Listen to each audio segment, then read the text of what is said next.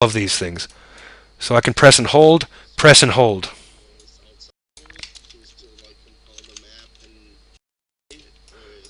Oh, of course. If this is completely outside the map, I can still compile and it's fine.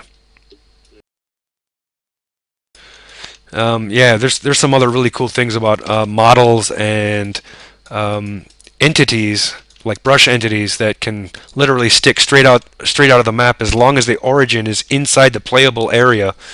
It will be compilable. You can't do that in 1.6, but you can do that here. So let's just quickly model a little bit of our on our wall here, just to get a little bit of idea. I have to click and hold, and if I move the mouse a little bit, it starts moving it. I just click and hold. So I've got that, and I'm holding and moving my mouse, so it's like choosing different vertices.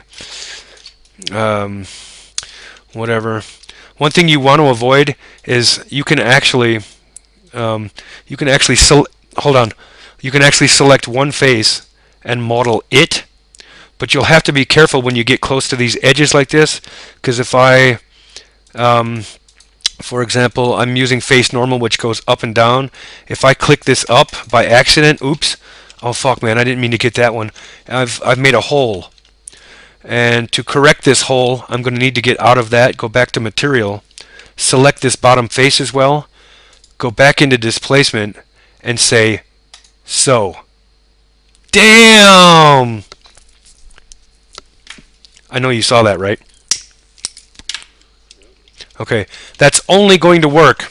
The so function is only going to work if both of these faces are the same power. And they also have to be the same length when they meet each other at ends. So I can't have the bottom of this this length and at the same power, and they'll sew, and it'll stretch it out. It will not do that. They have to be the same length.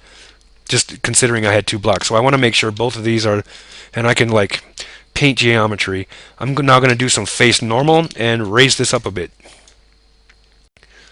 And it can go faster by increasing the amount with a single click. I want it to be not so pointy. I'll make this a little more gradual. That's a little too fast for me. I'm left clicking. I'm only left clicking to raise and right clicking to lower. I just said that. But it's not a problem saying it again. So, yeah. Okay, well maybe I talk too fast. Yeah, okay, so, well, I apologize if I do. And for those of you who don't speak English very well. Okay, so I've managed this.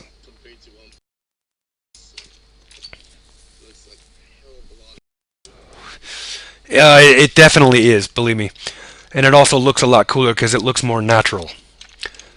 And it doesn't screw up your frames because, honestly, these displacements are not rendered by the engine.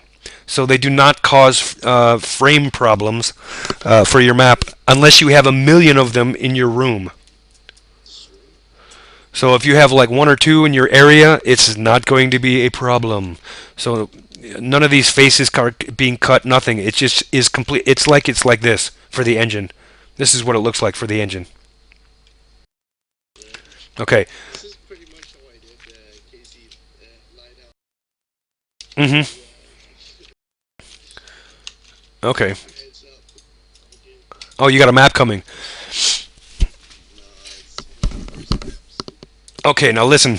I need to move on because I'm actually getting the impression the title of this video is becoming something else now. I didn't really want to do that, but okay, screw it. One thing you definitely, if you're going to be making a lot of mountains in your maps, one thing you definitely want to pay attention to is the fact that players can surf up shit. Example would be my tripping map in 1.6. It's also in the source engine. And you have to be very careful about making things do this. For example, they don't want to be smooth slants going off in a direction like this because the player will come right here and he'll just surf right up this and cheat the fuck out of your map. So whenever you are making a map with the displacement walls like this, you always have to make sure that they're either perfectly straight so that they can't get up there, and that this second vertex is high enough so that they can't jump onto this edge. You see this edge? That's going to be an edge that they can actually get on if enough slant is involved, like this. If this were really low, I could probably jump on it. So you have to be careful. Slants like this are probably best because they'll definitely not be able to get up to it from the ground. So we're putting it a little bit like this. You can do it like that, just as long as everything above it is like impossible to surf up. That is the most biggest problem that people are going to have when they're making maps with displacements. Because believe me, I can't believe how many things I've had to correct because of that, and I'm still careful. This is not my first map. So that's very important. Now you have an ugly looking thing. So what we want to do is scale this texture a little bit. Default scale is 0.25 because these are 32-bit textures at 512 or larger, like 1024 that you see here. We're going to do 0.5, which is 0.50 actually from this 25, and click apply, and it all goes together in one piece, a lot larger so it doesn't look too much tiled. It does a little bit, but when you get in the engine and some shadows are cast on it, it won't be as obvious. So yeah, there's your mountain. File, save as. We're going to not close that, but we're going to open this back up. Where the hell is it? Oh my god, it has disappeared. I'm blind. Alright, there it is. I could have just left that open, but it doesn't really matter. Another fucking thing, make batch, compile. It doesn't take very long.